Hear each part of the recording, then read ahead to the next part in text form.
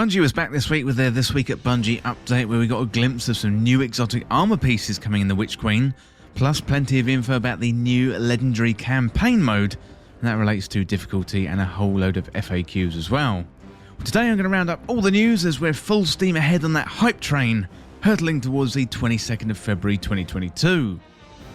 Well, if you're new around here or find this useful, don't forget to hit that subscribe button down below for all the latest Destiny 2 content, and turn on notifications by hitting that bell. Well, first up today, let's dive into the new exotic pieces of armor. So let's go over to that This Week at Bungie update. So we've got new exotics, and these days, Destiny 2 literally has a fashion show.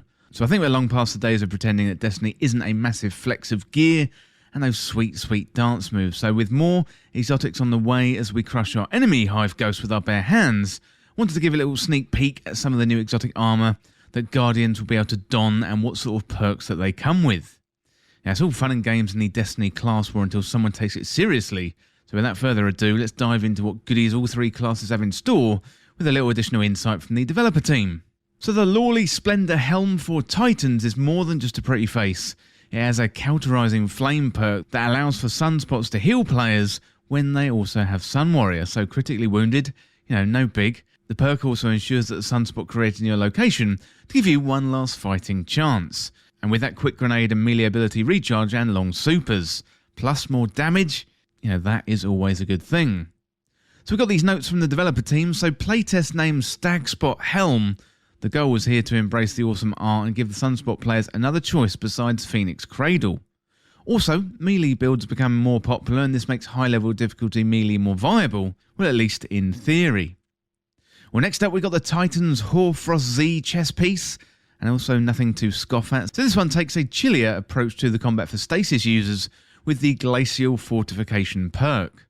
So when a player uses stasis, it allows for a Titan's barricade to become an impressive wall of stasis crystals, and these crystals will slow any target that gets too close, while also boosting a player and their fireteam's weapon reload speed, stability, and also range. So going back to the Bungie dev team, they say this was a team effort. The original idea was to replace barricades with just a single ice block, but Kevin Yanis and the abilities team had some ideas and stuff lying around from Beyond Light for spawning crystals. So to spice it up, we wanted to have it grant new benefits to Rally Barricade, and then Yanis suggested that the spawned objects could just be a stasis version of the Rally Barricade window. It proved to be a ton of fun, and the rest is history.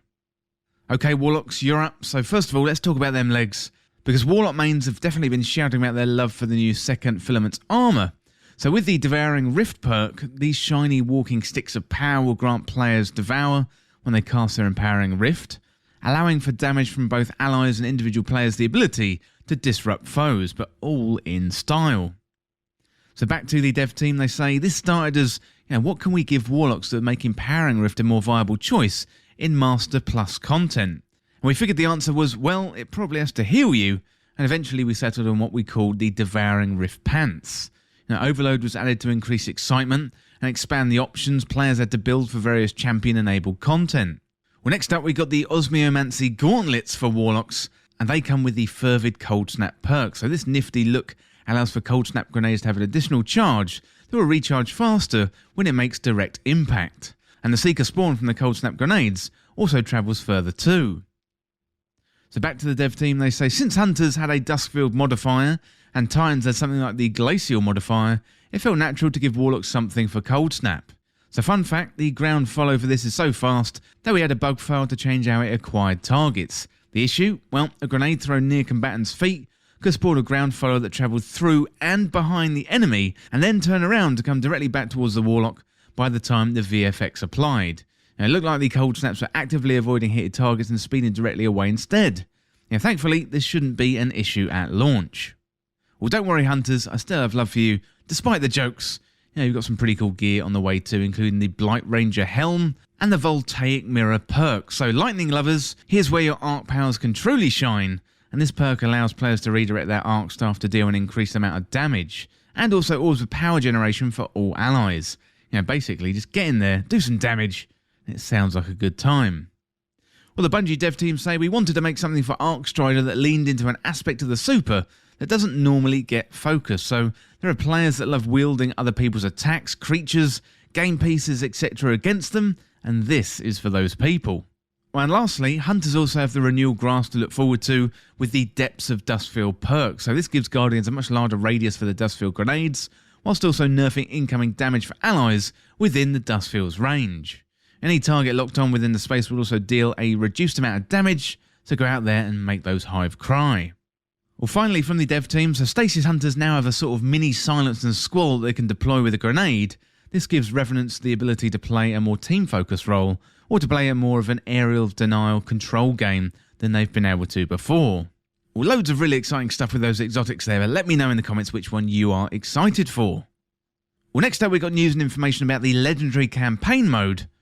So Bungie say some Guardians have been asking for more of a challenge, so the team here at Bungie created the new Legendary Campaign mode that's going to arrive with the Witch Queen when it drops later this month. So from reward drops of how it will differ to base level, we wanted to just dive in a little bit deeper on what this new challenging experience has to offer. And to do just that, we got design lead Matt McConnell offering some insight into the most frequently asked questions about the challenge ahead. So first of all, what are the main rewards of completing the missions at legendary difficulty? Well, we've got double chest rewards offering 1 to 3 extra chests per mission, and each chest should give you Whirlpool gear, XP, upgrade modules, and also Glimmer 2. Legendary players will be able to earn Throne World armor, and it unlocks at a faster rate. So basically, the higher risk means the higher reward, especially when getting to the new power level soft cap in the Witch Queen. Then we've got, are there any unique rewards for completing the story on legendary difficulty? Completing all missions on legendary difficulty will award players with the following. So a new emblem, exclusive to those who complete the campaign at legendary difficulty. We've got a triumph required for the newest title for the Throne World. A set of gear 20 above the soft cap at 1520 power level. 8 upgrade modules. The new Witch Queen exotic armor that is typically reserved for the PED Lost Sector drops. And exclusive Bungie rewards. And there's more on that in the future. Well, next up we've got some players have been asking if this is a difficulty to be feared. How challenging is it? Well, to set difficulty expectations, the Legendary campaign is designed to be harder than a Legend Nightfall, though it's easier than a solo dungeon or running a Grandmaster Nightfall. Enemies are more difficult and more aggressive. They also have higher damage resistance and are more of a challenge to stagger, and shields are stronger to unmatched damage types. And the challenge of Legendary also comes with switching up enemy interactions and infiltration, like swapping out an elite for a boss or having the influx of more red bar foes. Well, next up we've got can I overlevel this content? So each mission caps your power, similar to the raid contest mode, so that all Guardians have an even playing field to avoid feeling like every step is a grind. The mission launch screen will have a skull displaying each mission's max effective power, so if you're under level, be prepared for a bit of a tough fight. Well, the mighty are forged in battle, but is that the way for solo players too? We've had a lot of aspirational content in the past, but Legendary gives us a chance to give solo players a more equal footing with those that opt to play with a fire team, so enemy damage and health scales to match your fire team, though it won't be 1-to-1, because the triple the boss health isn't fun. And even still, it'll be enough to keep a veteran trio on their ornamented toes. We also didn't want to trivialise the darkness encounters compared to solo play, so if you're limited to 1 revive per player for each darkness zone, a shared timer of 40 seconds before an automatic wipe happens. So we've said it time and time again, but you've got to stay close to your friends and be ready and able to pick them up when they fall. And finally, will players be able to tone down things if Legendary is a bit too much for their playthrough?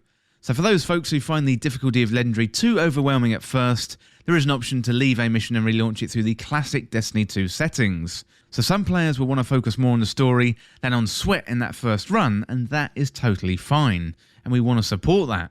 And for those who want more of a challenge later, we've added nodes to replay any of the Witch Queen campaign missions on Classic or Legendary at any time, after you've beaten the mission once, of course. So loads and loads of really exciting information there about the Legendary mode, and I'd love to hear what you think down in the comments of the new exotics, which ones you're excited for, plus let me know if you're going to be jumping into that campaign on Legendary mode. I'd love to hear what you think. Well, that is it for all the latest Destiny 2 news roundup, and as always, thank you so much for watching. For more Destiny 2 content like this, hit that subscribe button down below and subscribe to This Week in Video Games. Or you can check me out on Twitter at TWIVG Podcast. If you enjoyed this video and found it useful, liking and sharing the video would really help me out. Otherwise, check out the other videos on the channel. Well, thanks again, and I'll see you soon.